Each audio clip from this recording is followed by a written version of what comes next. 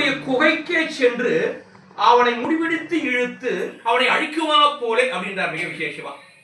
அதனால வீரம், ஒரு வீரன்றது என்ன, எதிரியுடைய இடத்துக்கே செல்லணும், அந்த எதிரியை குஞ்சு பிடித்து இழுத்து அழுத்தி அவனை அழிக்கணும். அப்ப ஒரு கம்சனை பகவான் கண்ணன் நேருக்கு நேராக சென்று அவனை இழுத்து அழித்தார் அல்லவா. அதுபோல இங்கு தென்னிலங்கை செற்றாய் திரள், திரளை எப்பேற்பட்ட மிடுக்கு, எப்பேற்பட்ட ஒரு வீரம். அப்ப மனத்துக்கு இனியான் என்று சொன்னால் அல்லவா. அப்ப சென்றங்கு தென்னிலங்கை செற்றாய் திரள் போற்றி, பொன்ற சகடம் உதைத்தாய் புகழ் போற்றி.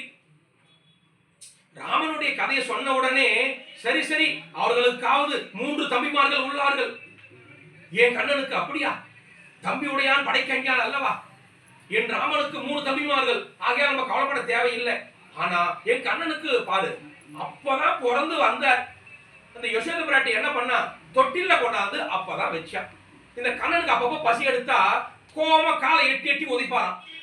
பசி எடுத்துக்கிச்சு, அந்த நேரம் எட்டி உதைக்க சகடாசுரம் ஒரு அசுரம் வந்தான், போய் விழுந்தே போயிட்டான். அப்போ பொன்ற சகடம் உதைத்தாய் புகழ் போற்றி. நான் என்ன புகழ சொல்லுவேன், இல்ல இல்ல இந்த திருவடி எங்களை தான் ரட்சிக்கணும் நான் நினைச்சுக்கிட்டு இருந்தேன். இந்த திருவடி உன்னை கூட உன்னதான் ரட்சிக்குது. பகவான ரட்சித்து கூட எதுனா வேணும்னா திருவடி தான் வேணுமா. அப்ப அந்த திருவடி என்ன ரட்சிக்குதுன்னு பார்த்தா என்ன மட்டும் ரட்சிக்கல, உம்மை ரட்சிப்பதற்கும் உன் திருவடியே கதி. எவ்வளவு அழகா சொல்லுகிறார் பாருங்க ஆண்டாள் சொல்லி கொடுத்த நாச்சியார். சரி, யசோதை பிராட்டி அந்த குழந்தையை இப்படி போய் விட்டுட்டு போகலாமா, இல்ல அந்த குழந்தைக்கு பசி என்பதற்காக பால் கொண்டு வர போனாலாம். அந்த நேரத்துல ஒரு சகடாசுரம் வந்துட்டான். அப்போ இவருடைய பசி கோபம் இவர் எட்டி உதைக்க அவன் மாண்டு போனானே, இந்த புகழ நான் என்னன்னு சொல்றேன். அப்போ எவ்வளவு விசேஷமாக பொன்ற சகடம் உதைத்தாய் புகழ் போற்றி. சரி, இவர் மாடு மேய்க்க போறார், கன்று குணிலாய் எரிந்தாய் கடல் போற்றி. அங்கு ஒரு எதிரியா 2 எதிரியா, விளாம்பழத்துல ஒரு பழமாக ஒரு அசுரன் நிற்கிறான், கன்று குட்டியாக ஒரு அசுரன் நிற்கிறான். பகவான் பார்த்தாரு, முல்லை முள்ளால தான் எடுக்கணும், எதிரியை எதிரியால தான் அழிக்கணும். ஒரே எதிரி 2 எதிரி அழிச்சிட்டார். அந்த கன்றை எடுத்து ஒரு வீசினாரா, அந்த விளாம்பழத்தில் இருக்கக்கூடிய அசுரனும் மாண்டான், கன்றில் உருவி இருக்கக்கூடிய அசுரனும் மாண்டான். கன்று குணிலாய் எரிந்தாய் கடல் போற்றி. சரி, இப்படியெல்லாம் நீ பண்ணையே, குன்றகுடையாய் எடுத்தாய் குணம் போற்றி. இந்த அவதாரமே எதற்காக, தேவேந்திரனுக்காக நிறைய விஷயங்களை பண்ண. இதுக்கு முன்ன அவனுக்கோசம் ஒரு அவதாரமே எடுத்த, வாமன அவதாரம் எடுத்து இந்த உலகத்தை எல்லாம் அவனுக்கோசம் நீ கொடுத்த. அந்த நன்றியோட அவன் இருந்தானா, அவன் எங்கனாவது யாரு, தேவேந்திரன். இப்ப என்னடா, கல்மாரி மழை பொழிந்தான். அப்ப கல்மாரி மழை பொழிந்ததினாலே கல்லை எடுத்து கொடையாக காத்தான். அவன் புஷ்பத்தால் மழை பொழிந்தான், புஷ்பத்தாலேயே கொடை எடுத்திருப்பானா. கல்லை கொடையாக எடுத்ததினாலே காரணம் என்ன, ஏன்னா கோவர்த்தனகிரி தானே தூக்குறாரு இல்லையா. குன்று குடையாய் எடுத்தாய் குணம் போற்றி. அந்த குணத்தை நான் என்னன்னு சொல்லுவேன், இப்பதான் அவனுக்கு உதவி பண்ண, அந்த நன்றி விசுவாசம் கூட இல்லாம இப்பொழுது மழையாக மாரியாக கல்மாரியாக பொழுது கொண்டு இருக்கிறானே, வந்திருப்பவன் எப்பேற்பட்டவன், கண்ணன் அல்லவா, பரபிரமம் அல்லவா, நமக்கு இந்த உலகத்தை எல்லாம் மீட்டு கொடுத்தானே, அதோட நினைக்கலையே. நீ அதையும் நினைக்காம அவனை திரும்ப அவனை ரட்சிக்கிறாய் பார். எப்படி ரட்சிக்கிறாய், ஞாபகம் என்ன பண்ணிருக்கணும், நீ கோபம் வந்து அவனை தான் அழிச்சிருக்கணும். ஆனா அவன் கொடுத்த அந்த மழையை மட்டும் காத்து எங்களை ரட்சித்தாயே, இந்த குணத்தை நான் என்னன்னு சொல்லுவேன், குன்று உடையா எடுத்தாய் குணம் போற்றி. அப்போ குணத்தை சொல்றதா, எப்பேற்பட்ட அந்த வீர பராக்கிரமத்தை சொல்றதா, இங்க இந்த இடத்துல காட்டும் போது விசேஷமான அர்த்தத்தை சுவாமி என்ன எடுத்து காட்டுகிறார் அப்படின்னு சொன்ன, தனக்கொருவன் தீமை செய்தாலும் அவனுக்கு நன்மை செய்திடுக. கண்ணன் அங்கதான் செய்தார். ஒரு உத்தம அடியவனானவன், ஒரு அடிவன் நமக்கு தீமை செஞ்சாலும் பரவாயில்ல ஏத்துக்காக நானே தான் ஆயிடுக. அப்ப ஒரு அடிவனை குறை சொல்லக்கூடாது. அப்படி குறை சொன்னானே ஆனால் அந்த குற்றம் வந்துருமா. இது எங்க மகாபாரதத்திலே வருகிறது அழகாக. மகாபாரதத்துல பஞ்சபாண்ட வாழ் குந்தி தேவியோடு அப்ப வனவாசத்துல இருப்பாங்க. அப்ப வனவாசத்தில் இருக்கும் பொழுது ஏன்னா இவங்களை கொள்வதற்காக ஒரு அரக்கு மாளிகை வைத்து இருப்பான். அப்ப அரக்கு மாளிகை தப்பித்துக் கொண்டு ஒரு பிராமண வீட்டுல போய் தங்கி இருப்பாங்க இவங்க. அப்ப தங்கி இருக்கும் போது அந்த பிராமண வீட்டுல தான் கொஞ்சம் காலம் இருப்பாங்க. அங்கதான் பிரசாதம் படுவாங்க. இப்ப பிரசாதம் படும்போது பக்கத்தில் இருக்கக்கூடிய ஒரு பிராமணன் இந்த குந்தி தேவியை மனாவரையா வையரா என்னன்னு தெரியல. உடனே தருமர் வந்து சொல்றாரு, அம்மா நம்ம இந்த வீட்டுல தான் தங்கி இருக்கிறோம், என்னமோ தெரியல, ஏதோ கோபத்துல அவர் திட்டுறாரு, திருமணி திட்டிடு அப்படின்ற.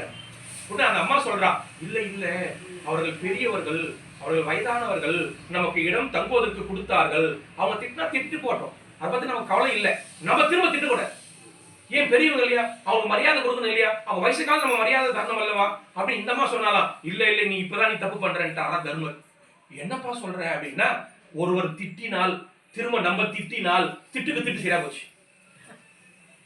அவங்க திட்டாங்க, நீ திட்டாம கம்முன்னு இருந்த, அந்த திட்டு அவங்ககிட்டே தான் இருக்கும், நம்ம கிட்ட வராது. அதனால நீ அந்த திட்டி நீ வாங்கிக்கோ. எவ்வளவு தர்ம சிந்தனை பாருங்க தர்மருக்கு. அப்ப என்னென்ன, அவங்க வீட்டுல நம்ம தங்கி இருக்கிறோம், ஏதோ நம்மள கோபத்துல திட்டுறாரு, அந்த திட்ட நீ வாங்கிக்கோ, ஏன்னா அந்த பாவம் அவங்களுக்கு போக கூடாது. அப்ப இது தர்ம சிந்தனை. அப்ப இந்த குணம் எப்பேற்பட்ட குணம் பகவான் கண்ணனுக்கு. தேவேந்திரன் பகவானுக்கு இப்போது அபச்சாரப்படுகிறான். இதற்கு முன் ஜென்மத்தில் அவனுக்கு உலகத்தை எல்லாம் பெற்றுக் கொடுத்தான். அதை நினைச்சு பார்த்தானா, அப்ப இங்க இதெல்லாம் சொல்றவர் யார்? அழகிய மனவாள பெருமாள் நாயனார். 6000 படி வியாக்கியானத்துல குணம் போற்றி, உன்னுடைய குணத்துக்கு போற்றுவதா, உன் மனத்துக்கு போற்றுவதா, திருவடிக்கு போற்றுவதா, கைகளுக்கு போற்றுவதா, நான் எதற்குன்னு நான் போற்றுவேன். ஏன் இதை இவர் தவப்பினாரு, பல்லாண்டு திரும்ப பல்லாண்டு பாடினேங்கிறாருல்ல, அவர் ஒரு பல்லாண்டு பாடி விட்டுட்டு இருக்கலாம்ல. தகப்பனாரை போலே பெண் பிள்ளை அப்படிங்கிறார் ஒரு வரியிலங்க. என்னடான்னா, பல்லாண்டு ஒரு வரி போருமே, பல்லாண்டு பல்லாயிரத்து ஆண்டு, பல கோடி 100,000. என்னடான்னா, மனித ஆயுள் பல்லாண்டு, தேவ ஆயுள் பல்லாண்டு, பிரம்ம ஆயுள் பல்லாண்டு. ஒரு பிரம்மா இல்ல, பல கோடி பிரம்மா இருக்கிறார், அந்த பல கோடி பிரம்மாக்கு பல்லாண்டு.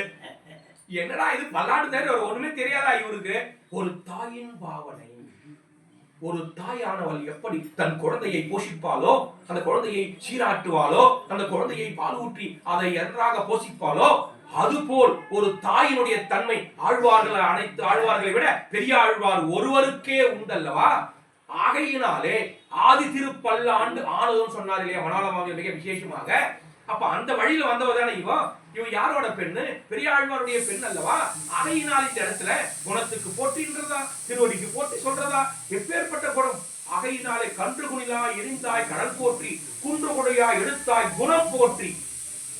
ஒரு சுண்டு வரல்ல ஒரு மலையை எடுத்து குடையாக காத்தாயே. அப்போ குடையாக காத்தவன் 7 நாள் அவன் மழையாக பொழிகிறான். 1 நாளா 2 நாளா இப்படி மழை பொழுது இருக்கிறவன் கொஞ்சமா நினைச்சு பார்த்தானா அந்த தேவேந்திரன்? அப்ப இப்படி உங்களை அபச்சாரப்படுகிறானே, அவனையும் நீ ரட்சிக்கிறாயே. அப்ப என்ன, விரோதியையும் ரட்சித்து தனக்கு அடிமையாக்குவானுடைய குணத்துக்கு போற்றி, குன்று கொடையால் எடுத்தாய் குணம் போற்றி, வென்று பகைகளுக்கும் நின் கையில் வேல் போற்றி. இப்ப என்னடா அனைத்துக்கும் போற்றி போற்றின்னு சொன்னவ, அந்த கண்ணன் கையில் ஒரு வேல் இருக்குதா, அந்த வேலுக்கு ஒரு போட்டியா? இதனடா அந்த வேலு கூட ஒரு போட்டியா அப்படின்னா, ஆமா அந்த வேல் இருக்குவதை அவனை ரசிக்கிறது. எப்பேற்பட்ட கூர்வேல் கொடுந்தொழிலன் நந்த கோபன் குமரன் அல்லவா. நந்தகோபன் கிட்ட எப்போ ஒரு வேல் கூர்மையாக வேல் இருக்குமா. சாதாரண ஒரு ஈ வந்தால் கூட அந்த ஈயை வேகமா குத்துவாராம்.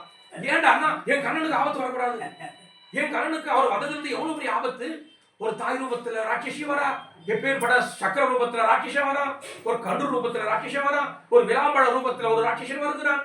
ஆகையினாலே கூர்வேல் கொடுஞ்சொழியன் நந்த கோபன் எடுத்து காட்டும் பொழுது, அப்போ ஒரு ஈ எறும்புகள் மேல கூட கோபமாக தன் வேலை அங்கே பாய்வார். அதுபோல இங்கு கண்ணனுடைய வேலுக்கு போற்றி. எதனால? அந்த கண்ணனுக்கு எந்த ஒரு ஆபத்து வராமல் அங்கே இருக்கிறது அல்லவா. அப்ப அவனுக்கு போற்றின்னு சொன்ன, அவன் அடியார்களுக்கு போற்றி, அவன் திருவடிகளுக்கு போற்றி, அவன் வேலுக்கு போற்றி. ஆகையினாலே போற்றி போற்றி போற்றி. பெரியாழ்வார் பல்லாண்டு சொன்னது போல இவள் போற்றி போற்றி என்று சொல்லிக்கொண்டே போகிறாளே. ஆகையால் குன்று கொடையாய் எடுத்தாய் குணம் போற்றி, வென்று பகைகளுக்கும் நின் கையில் வேல் போற்றி. அப்ப இந்த இடத்துல சொல்லும் பொழுது, சென்றங்கு தென்னிலங்கைன்னு சொன்னாய், அங்கு வில்லுக்கு தானே போற்றின்னு சொல்லி இருக்கணும். இங்க என்ன வேலுக்கு போற்றி அப்படின்னு சொன்னா, பகவானுக்கு பஞ்சாயுதங்கள் ஆயுதமாக இருக்கிறது அல்லவா. ஒரு ஆயுதத்துக்கு சொன்னா எல்லா ஆயுதத்துக்கும் சொன்ன மாதிரி தானே. ஆகையினாலே வென்று பகைகளுக்கும் நின் கையில் வேல் போற்றி. அப்போ நின் கையில் வேல் போற்றின்றதுக்கு மிக விசேஷமான அர்த்தத்தை சுவாமி நிறைய சொல்றார். சுவாமி சொல்றவர் யாரு? அழகிய மனவாள பெருமாள் நாயனார் தான். எதனால அப்படின்னு சொன்ன,